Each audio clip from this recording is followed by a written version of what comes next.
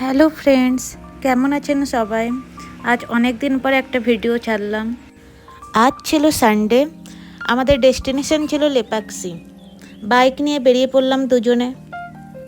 ব্যাঙ্গালোর থেকে লেপাক্ষির ডিস্টেন্স হলো 135 কিলোমিটার।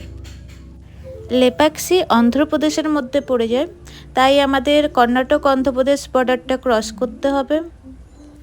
আজ বাইরের ওয়েদার অনেকটা গরম ছিল, রোদ ভালো উঠেছিল, একটু কষ্ট হচ্ছিল, কিন্তু বাইকে যেতে আমাদের ভালোই লাগে।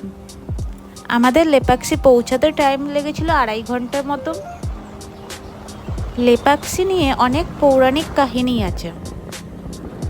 রাবণ যখন সীতাকে হরণ করে আনছিল, সেই টাইমে জটায়ু সীতাকে বাঁচানোর জন্য পথ আটকায়।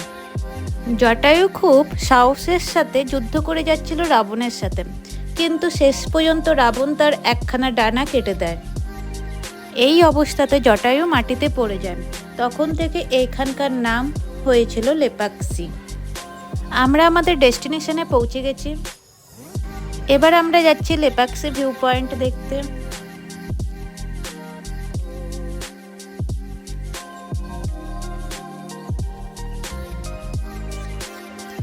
আমরা ফাইনালি উপরে উঠে পৌঁছেছি। নিচ থেকে উপরে আসতে অনেকগুলোই সিঁড়ি ছিল।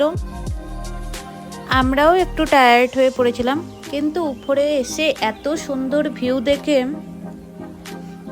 ভিডিও করতে শুরু করে দিলাম। উইকেন্ডে এখানে অনেকেই আসে ব্যাঙ্গালোর থেকে, ভালোই ভিড় হয়। পৌরাণিক মতে সীতা হরণ হয়ে যাওয়ার পর রাম লক্ষ্মণ সীতাকে খুঁজতে খুঁজতে এখানে এসে পৌঁছায়। এখানে ভগবান শ্রীরামের পায়ের চিহ্ন পাওয়া গেছে। উপর থেকে শহরটাকে খুব সুন্দর দেখতে লাগছে। এর পাশেই রয়েছে লেপাক্ষি শিব মন্দির। আমরা এবার চলে গেলাম মন্দিরের উদ্দেশ্যে।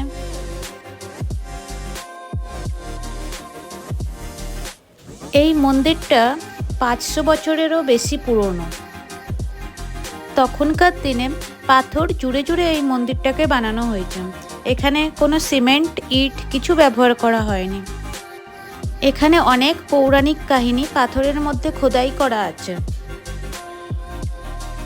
খুব সুন্দর নকশা করে আঁকা প্রত্যেকটা পাথরে। এরপরে আমরা গেলাম গণেশ মন্দিরে। দেখুন পাথরের মধ্যে কি সুন্দর গণেশ ঠাকুরকে প্রতিষ্ঠিত করেছে। তার পাশেই রয়েছে শিবলিঙ্গ। এরপরে আমরা মন্দিরের মধ্যে প্রবেশ করলাম।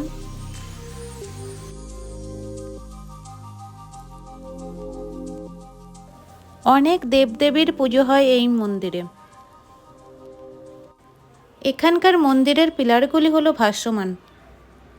মাটি থেকে পিলারের মধ্যে কিছুটা ডিস্টেন্স ফাঁকা রয়েছে। মন্দিরটা দেখুন কত বড়।